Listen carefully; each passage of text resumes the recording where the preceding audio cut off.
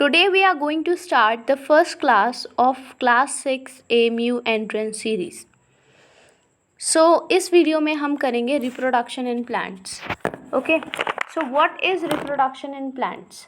First आपको समझने की ज़रूरत है कि ये टर्म रिप्रोडक्शन का मतलब क्या होता है. री का मतलब होता है दोबारा और प्रोडक्शन का मतलब होता है बनाना. तो रिप्रोडक्शन का मतलब हुआ दोबारा बनाना, यानी इन प्लांट्स का टोटल मतलब अगर हम देखें तो इसका ये हुआ कि प्लांट्स खुद को कैसे बनाते हैं. अब जैसा कि हम ये जानते हैं कि हर चीज़ की एक एज होती है और उस एज के बाद उसे पूरी तरह डिग्रेड हो जाना होता है, यानी पूरी तरह उसे ख़त्म हो जाना होता है. तो जाहिर सी बात है, फॉर एग्ज़ाम्पल हम मान लेते हैं कि एक बकरी है, ठीक है.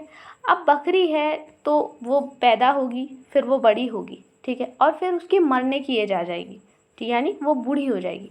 तो अब अगर ये बकरी मर गई तो दुनिया में बकरियां कैसे आएंगी फिर, क्योंकि ऐसे तो बकरियां ख़त्म हो जाएंगी अगर सभी बकरियां मर गई.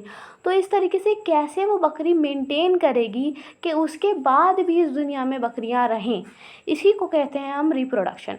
तो अभी क्लास 6 में आपको सिर्फ प्लांट्स के रिप्रोडक्शन के बारे में पढ़ना है.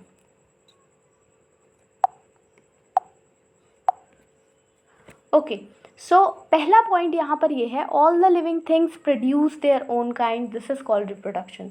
तो जितने भी लिविंग बींग्स हैं, जितने भी जीव जंतु हैं, वो सब अपने तरीके की चीज़ को प्रोड्यूस करते हैं, ठीक है.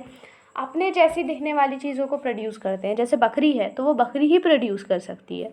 प्लांट है कोई भी, जैसे आपका आम का पौधा है, आम का पेड़ है तो वो आम का पेड़ ही प्रोड्यूस कर सकता है, जामुन का पेड़ प्रोड्यूस नहीं कर सकता. इसका मतलब ये है कि कोई भी लिविंग थिंग सिर्फ अपने तरीके की चीज़ों को प्रोड्यूस कर सकती है और इसी को हम रिप्रोडक्शन कहते हैं. तो जितने भी लिविंग थिंग्स हैं वो खुद के तरीके की चीज़ों को प्रोड्यूस करते हैं और इसको हम रिप्रोडक्शन कहते हैं, ठीक. दूसरा point, through reproduction plants and animal continue to exist on the earth. Reproduction की मदद से ही जितने भी प्लांट और एनिमल्स हैं वो इस अर्थ पर रह पाते हैं, एग्जिस्ट कर पाते हैं. वरना एक जनरेशन बकरे बकरियों की आई और उसके बाद क्या हुआ कि वो मर गए और देन इस दुनिया में बकरियां ख़त्म हो गई. तो ऐसा नहीं होता है. आपने देखा कि आज भी बकरियां मेंटेन हैं. तो इसका मतलब ये है कि कहीं ना कहीं रिप्रोडक्शन इज़ गोइंग ऑन, यानी रिप्रोडक्शन चल रहा है. प्लांट और एनिमल एग्जिस्ट अगर कर पा रहे हैं तो वो इसीलिए है क्योंकि लिविंग थिंग्स की लाइफ होती है, वो एक लिमिटेड लाइफ तक जीते हैं, लिमिटेड टाइम पीरियड तक जीते हैं और उसके बाद वो बूढ़े हो जाते हैं. ये पॉइंट भी हो गया. ओके, तीसरा पॉइंट जो है वो है कि अलग अलग plants, different plants reproduce in different ways. अलग अलग प्लांट्स अलग अलग तरीके से रिप्रोड्यूस करते हैं, यानी अलग अलग तरीके से वो अपने ऑफस्प्रिंग्स को प्रोड्यूस करते हैं. जैसे कि फर्न्स, मशरूम और मोल्ड्स, ठीक है, ये टाइनी सीड लाइक स्ट्रक्चर्स से रिप्रोड्यूस करते हैं जिनका नाम है स्पोर्स. अब स्पोर्स क्या होते हैं, इनका स्ट्रक्चर क्या है, ये हायर क्लासेस का टॉपिक है. अभी आपको सिर्फ इतना समझना है कि फर्न्स एक तरीके की देखा होगा आपने, जो लीफी स्ट्रक्चर्स होते हैं जो आपस में चिपक जाते हैं, ठीक है, लीव्स होती हैं वो आपस में चिपक जाती हैं, ठीक है. और मशरूम कहते हैं, आपने देखे होंगे जो खाने में भी खाए जाते हैं और कुछ हार्मफुल मशरूम्स भी होते हैं. एंड मोल्ड्स फंगस होते हैं एक प्रकार के, जो ब्रेड मोल्ड्स लग जाते हैं इस तरीके से. तो ये सभी स्ट्रक्चर, ये सभी जो चीज़ें हैं, लिविंग ऑर्गेनिजम्स हैं, ये सीड लाइक स्ट्रक्चर से ग्रो करते हैं जिनको हम स्पोर्स कहते हैं, ठीक है. स्पोर्स आपको वर्ड याद रखना है. और अगर मैं क्वेश्चन कैसे एमयू इससे पुटअप कर सकती है उस पॉइंट ऑफ व्यू से पूछूं तो ये बहुत इंपॉर्टेंट पॉइंट है. बिकॉज क्वेश्चन इसमें ऐसे पूछा जा सकता है that which of the following does not reproduce by spores. तो इसमें ये 3 ऑप्शंस आ जाएंगे और कोई एक चौथा आ जाएगा, आपको चूज़ करना होगा. इस तरीके से क्वेश्चंस आ सकते हैं, तो ये पॉइंट आपको याद रखना है. तो चलिए अब बात कर लेते हैं रिप्रोडक्शन फ्रॉम स्टेम की, कि स्टेम से रिप्रोडक्शन कैसे होता है. स्टेम कहते हैं किसी भी पेड़ के या पौधे के तने को. तना यानी वो पार्ट जो ज़मीन के ऊपर होता है, ठीक है, उसको हम कहते हैं स्टेम. अब कैसे प्लांट्स स्टेम से रिप्रोड्यूस करते हैं. अनियन, जिंजर एंड पोटैटो, ठीक है, 3 यहाँ पे नाम दिए हैं. ये अंडरग्राउंड स्टेम्स होती हैं, यानी ज़मीन के अंदर निकलने वाला तना होता है, ठीक है। सो पोटैटो और जिंजर जो है वो बड्स से ग्रो करते हैं। बड्स क्या होते हैं, जैसे अदरक को आपने देखा होगा तो अदरक का स्ट्रक्चर ऐसा होता है, ठीक है, ऐसा कुछ होता है। अब इसमें ये जो पोर्शन है ना, यहाँ पे किल्ला निकल जाता है, ठीक है, जिसको हम बड कहते हैं, और इसमें से फिर नई अदरक निकलती है, ठीक है, जिंजर की अगर हम बात करें तो बडिंग के थ्रू रिप्रोडक्शन होता है स्टेम से। और अनियन कैसा होता है, अनियन भी आपने देखा होगा बल्ब शेप्ड होता है, इस तरीके का होता है अनियन। तो यहाँ पर ये जो अनियन है ये बल्ब शेप्ड होता है और ये ज़मीन के अंदर होता है। अब इन्हीं बल्ब से, यानी ये वाला जो बल्ब वाला पोर्शन है, क्योंकि इसका पौधा भी होता है ना, तो अनियन का जो बल्ब वाला पोर्शन है उससे नए अनियन उगाए जा सकते हैं। Okay, so next topic is reproduction from seed.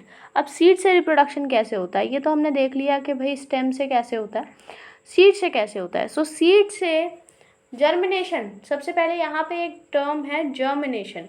Germination क्या होता है, the growth of a baby plant from a seed is called germination. जब भी कोई बेबी प्लांट किसी सीड से ग्रो करेगा तो इसको हम कहेंगे germination of the seed. Okay, so seeds जो है वो यूजुअली अपने फ्रूट्स में पाए जाते हैं। जैसे आम की आपने गुठली देखी होगी, तो वो आम का एक फ्रूट है, मैंगो का फ्रूट है, उसके अंदर वो गुठली है, उससे नया पेड़ उगाया जा सकता है। इसी तरीके से जामुन होती है, तो जामुन का एक फ्रूट होता है, उसके अंदर वो उसका गुठली निकलती है। इसी तरीके से एप्पल के भी बीज एप्पल के अंदर होते हैं। तो ज़्यादातर जो सीड्स हैं वो फ्रूट के अंदर पाए जाते हैं, और नए प्लांट जो हैं वो इन्हीं सीड्स से ग्रो करते हैं।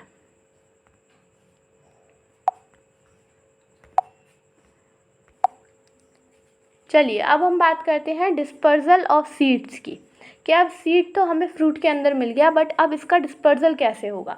डिस्पर्जल का मतलब है एक जगह से दूसरी जगह ये सीड कैसे ट्रैवल करेगा। The process of spreading seeds to different places is called dispersal, यानी सीड्स जगह जगह कैसे फैलेंगे, इस प्रोसेस को हम कहते हैं डिस्पर्जल। अब डिस्पर्जल जो है वो इन 4 एजेंट्स की मदद से किया जाता है, ठीक है, इन 4 एजेंट्स की मदद से डिस्पर्जल किया जाता है। पहला एजेंट है विंड। विंड कहते हैं तेज़ हवा को। तो विंड से कैसे होता है, seeds which are dispersed by wind have wings और हेयर्स ऑन देम। सॉरी,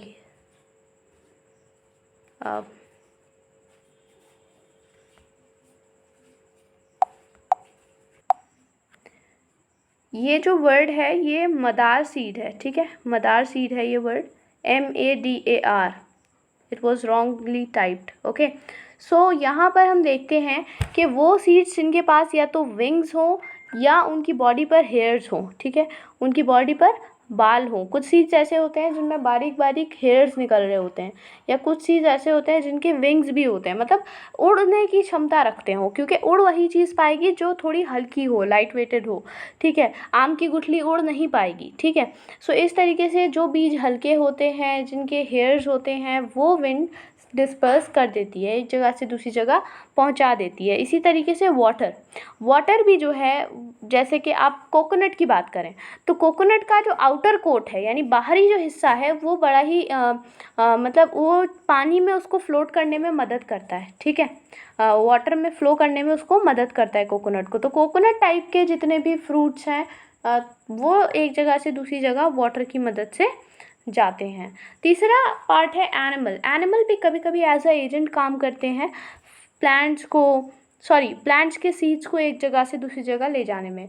कुछ सीड्स के अंदर हुक्स होते हैं या स्पाइंस होते हैं, यानी हल्के हल्के कांटे से होते हैं, ठीक है, जो क्या करते हैं एनिमल की बॉडी पे चिपक जाते हैं, क्योंकि एनिमल का पेड़ पौधों से काफ़ी ज़्यादा कनेक्शन है। बंदर है या कोई भी एनिमल जो पत्ते खाने गया पेड़ के पास, और पेड़ उसकी बॉडी से वो जो सीड्स हैं वो चिपक गए, जिनके अंदर हल्के हल्के कांटे से थे, ठीक है। स्पाइक्स कहते हैं कांटों को, ये स्पाइक्स है, ठीक है, और हुक्स हों, ठीक है। तो हुक्स कहते हैं थोड़े से वही मतलब वो अटक सकें, उस तरीके के जो बीज होते हैं। तो वो क्या करते हैं, वो एनिमल के साथ दूसरी जगह चले जाते हैं और वहाँ जाकर फिर वो रूट्स ले लेते हैं, यानी कि ज़मीन के अंदर खुद को एडजस्ट कर लेते हैं और फिर वहाँ वो ग्रो होने लग जाते हैं, ठीक है। और ह्यूमन बीइंग्स और एनिमल्स दोनों ही जब कोई चीज़ खाते हैं, कोई फ्रूट खाते हैं, तो वो क्या करते हैं, उसका जो बचा हुआ पार्ट होता है उसको फेंक देते हैं। जैसे आपने आम खाया, मैंगो खाया, तो आपने खा लिया मैंगो और उसका जो गुठली थी, उसका जो सीड था वो आपने फेंक दिया। अब फेंकने से अगर उसको मतलब अगर उसको फेवरेबल कंडीशंस मिल जाती हैं तो वो जो सीड है वो ग्रो करेगा इनटू अ प्लांट। ठीक है, सो फेवरेबल कंडीशंस का होना ज़रूरी है। ठीक है, ओके। सो ह्यूमन बींग्स जो है ये हो गया। देन वी हैव बहुत सारे सीड्स जो हैं वो एनिमल्स भी डिस्पर्स करते हैं, जो अपने लिए नट्स को इकट्ठा करते हैं फॉर द विंटर सीजन। जो एनिमल्स विंटर सीजन के लिए नट्स इकट्ठे करते हैं ज़मीन के अंदर, वो भी कई सीड्स को जगह दे देते हैं ज़मीन के अंदर, क्योंकि वो दफन हो जाते हैं तो उससे कभी कभी वो रूट्स भी लेकर प्लांट बन जाते हैं। ठीक है, रूट लेने का मतलब ये है कि ख़ुद को एडजस्ट कर लेना और उसके बाद में उसको अगर पानी और मिट्टी अच्छी मिल जाती है तो वहीं पर उसकी ग्रोथ शुरू हो जाती है। और चौथा प्रोसेस है एक्सप्लोजन। एक्सप्लोजन क्या होता है, कुछ फ्रूट्स जब वो सूख जाते हैं तो वो एक्सप्लोड कर जाते हैं, यानी सूखने के बाद वो फट जाते हैं।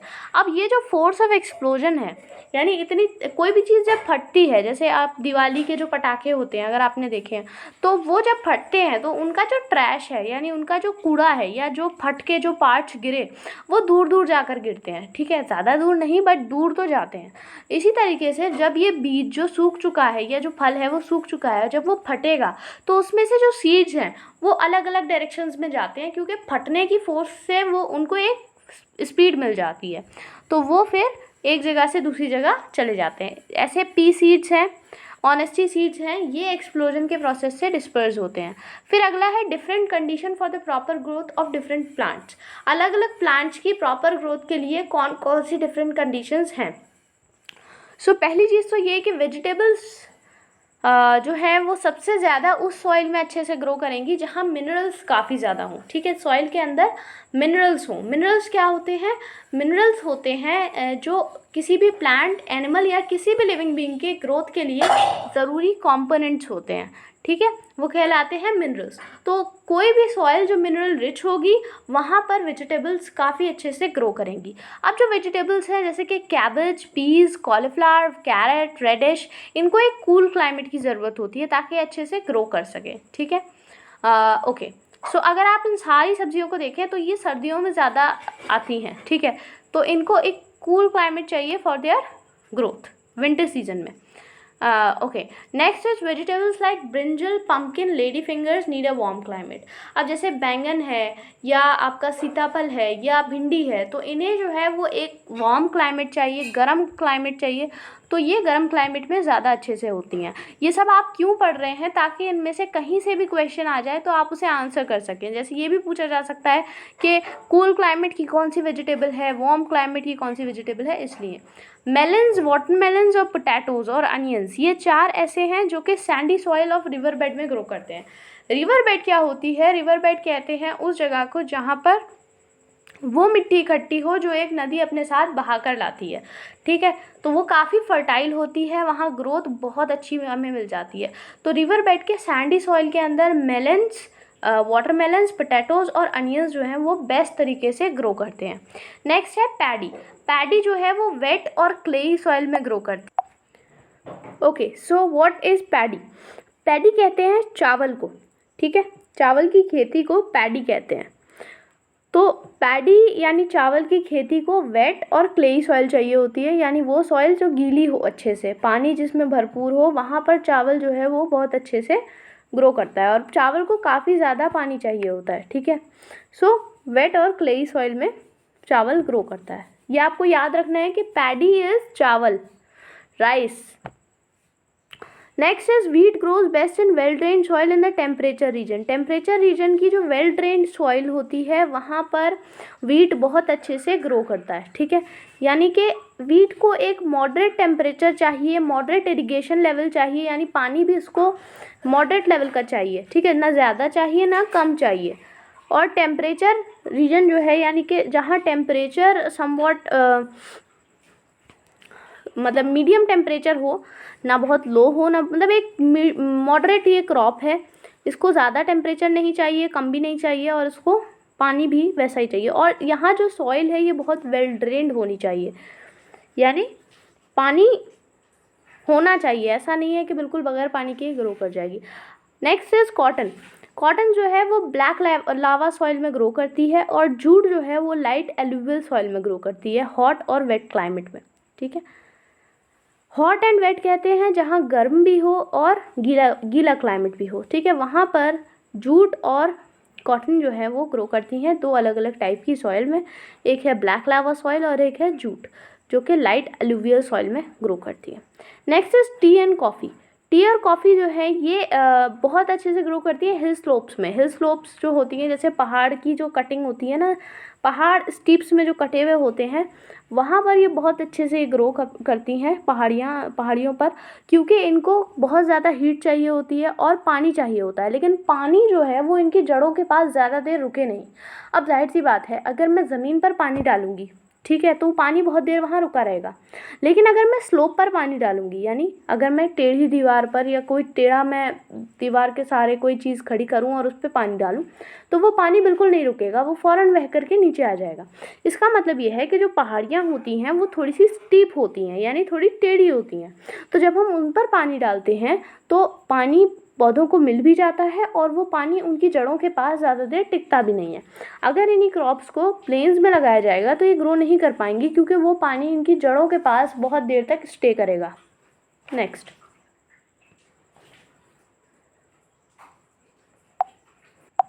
Okay, so our next topic is कि कैसे हमें हाई यील्ड ऑफ क्रॉप लेना है।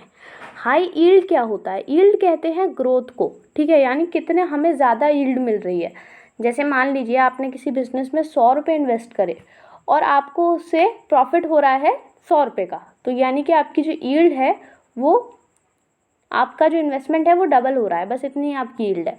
बट अगर कोई आपसे कहे कि अगर इस प्रोसेस को अपना लो और इसके बाद तुम 100 रुपये लगा करके तुम 400 रुपये कमा सकते हो, यानी तुम्हारी जो यील्ड है वो 4 गुना बढ़ जाएगी, तो इसको हम कहते हैं ग्रोथ। इस वाली ग्रोथ की हम बात कर रहे हैं। ठीक है, इसी तरीके से यहाँ पर भी हमें बताया जा रहा है कि किसी क्रॉप की यील्ड को कैसे बढ़ाया जा सकता है। अब इसके लिए सबसे पहले ये समझना ज़रूरी है कि क्रॉप क्या होती है। तो क्रॉप उस प्लांट को कहते हैं जिसे एक बड़े से फील्ड पर एक ही प्लांट को हम लगाते हैं तो उसे हम क्रॉप कहते हैं। ठीक है, यानी जब कोई पौधा काफ़ी लार्ज नंबर में ग्रो किया जाए तो उसको क्रॉप कहा जाता है। ठीक है, और उसको एक सिंगल क्रॉप को, जैसे कि वीट की क्रॉप अगर आप लगाएंगे तो आप पूरे बड़े से एरिया में, यानी पूरे फील्ड में सिर्फ वीट वीट वीट लगाएंगे, कोई और क्रॉप आप नहीं लगाएंगे। ठीक है, तो सबसे पहले क्या आपको इसमें स्टेप्स लेने हैं जिससे आपकी क्रॉप की यील्ड बढ़े, यानी जिस फील्ड से आपको मान लीजिए, हम मान लेते हैं 100 यूनिट मिल रहा था अनाज, अब उस फील्ड से आपको कुछ ज़्यादा मिले, यानी 100 का 150 हो जाए, 130 यूनिट हो जाए। ठीक है, इस तरीके से। तो ये हमें देखना है कि क्या स्टेप्स हो सकते हैं। सो पहला स्टेप तो ये है कि सबसे पहले हमें सॉइल को बहुत अच्छे से प्रिपेयर करना चाहिए। सॉइल को प्रिपेयर करने में कई सारे स्टेप्स आते हैं। ठीक है, जैसे कि ploughing, tilling and crushing the big stones और सॉइल क्रम्स। तो इसमें क्या है कि आपका जो सबसे पहले होती है, जो बड़े बड़े पत्थर हैं उनको तोड़ा जाता है। मिट्टी के पत्थर नहीं कहेंगे उनको, मिट्टी के डेले कहेंगे, बड़े बड़े ढेर टाइप के, उनको तोड़ा जाता है। ठीक है, खेत की अगर आपको किसी भी मिट्टी में कोई चीज़ ग्रो करनी है तो उसके लिए सबसे पहले उस मिट्टी को बिल्कुल एक साइज़ में लेके आना है। उसमें बड़े बड़े जो पत्थर टाइप के हैं और जो छोटे छोटे पार्टिकल हैं सबको बराबर करना है। तो सबसे पहले उन बड़े बड़ी पत्थरों को तोड़ा जाएगा, पत्थर नहीं होते हैं वो। ठीक है, फिर उसके बाद में टिलिंग की जाएगी। टिलिंग मतलब कि नीचे ऊपर की मिट्टी जो है उसको अच्छे से सेटल किया जाएगा, उसको हल चलाया जाएगा, उसको प्लफिंग कहते हैं। ठीक है, तो इस तरीके से ये सारे प्रोसेस करने के बाद आपकी मिट्टी अच्छे से प्रिपेयर हो जाएगी। अब आपको क्या करना है, then use healthy and ripe seeds for sowing. अब आपको इसमें हेल्दी यानी कि वो सीड्स जो अच्छे से, मतलब जिनमें कोई बीमारी ना हो, जिनमें कोई कीड़ा ना लगा हो, ऐसे सीड्स को आपको यूज़ करना है और उनको सो करना है। सो करना यानी उनको खेत में लगाना है, फील्ड में लगाना है। और उसके बाद में आपको मैन्योर फर्टिलाइज़र्स जैसे कि super phosphate, urea, aluminium sulphate and nitrate, ये आपको सॉइल में लगाने हैं। ये फर्टिलाइज़र्स के नाम हैं, सुपर फॉस्फेट है, यूरिया है, एल्यूमिनियम सल्फेट है, नाइट्रेट्स हैं। ये आप सॉइल में लगाएंगे तो इससे उसकी ग्रोथ बढ़ जाएगी। फिर आपको सॉइल को अच्छे से इरिगेट करना है, अच्छे से सॉइल में पानी डालना है, ठीक है, मिट्टी में अच्छे से पानी डालना है, इसके बाद आपको ग्रोथ मिलेगी। नेक्स्ट चीज़ है how are the crops protected, कैसे हमें अपनी क्रॉप्स को प्रोटेक्टेड रखना है, अपनी क्रॉप्स को किस तरीके से हम प्रोटेक्ट कर सकते हैं। So the crops get damage if proper care is not taken, so we need to protect our crops against. तो अगर आप क्रॉप की ख्याल नहीं रखेंगे, उन पर ध्यान नहीं देंगे, तो क्या होगा कि आपकी जो क्रॉप्स हैं वो डैमेज हो जाएंगी और आप जितनी यील्ड मान के चल रहे थे उतनी यील्ड भी आपको नहीं मिलेगी उस क्रॉप से। तो आप अगर ये चाहते हैं कि आपकी क्रॉप डैमेज ना हो बल्कि आपको एक अच्छा रिजल्ट दे, तो उसके लिए आपको अपनी क्रॉप को प्रोटेक्ट करना पड़ेगा। किससे प्रोटेक्ट करना है? सबसे पहली चीज़ है इंसेक्ट्स, जैसे कि ग्रास हॉपर, लोकस्ट और कैटरपिलर। कैटरपिलर आपने अक्सर देखे होंगे, पत्तियों पे बैठे होते हैं, ग्रीन कलर के होते हैं और ये पत्तियों को खाते हैं। अगर अक्सर जो कटी हुई पत्तियां होती हैं पेड़ों की, उनके आसपास अगर आप इन्हें देखें तो ये मिल जाते हैं, ठीक है। अगर कोई पत्ती है बड़ी सी और वो बीच में से कटी हुई है तो आप उसके आसपास इसे देखेंगे तो ये आपको मिल जाएगा। इसी तरीके से ग्रास हॉपर, तो ये सारे जो कीड़े हैं ये प्लांट्स को खाते हैं और ये प्लांट की हेल्थ को नुकसान पहुंचाते हैं। इसी तरीके से दूसरी चीज़ है डिजीज़ेस, बीमारियों से भी आपको अपने प्लांट को बचाना है। There are a lot of diseases, बहुत सारी डिजीज़ेस होती हैं जो प्लांट्स को लग सकती हैं, तो उनसे भी आपको बचाना है अपनी क्रॉप को, क्योंकि आपको उससे अच्छी यील्ड चाहिए, वरना आपको ग्रोथ अच्छी नहीं मिलेगी। तीसरी चीज़ है ग्रेजिंग एनिमल्स। ग्रेजिंग एनिमल यानी जो चरने वाले जानवर होते हैं। अब ये आप कहेंगे कि ये भला हमारी क्रॉप को क्या नुकसान पहुंचा सकते हैं, ठीक है।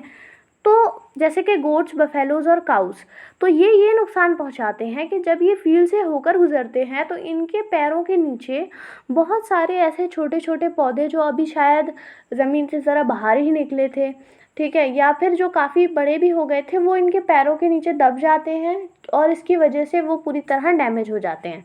तो मान लीजिए आपने 100 बीज लगाए थे और मान लीजिए अभी आपने फील्ड तैयार ही किया था और उतने में कोई जानवर आकर के, बहुत सारा एक ग्रुप आता है जानवरों का और वो आपके फील्ड पर से पास करता है, तो उससे काफ़ी सारे पेड़ पौधे वो जो हैं क्रॉप के प्लांट्स वो वहीं मर जाएंगे।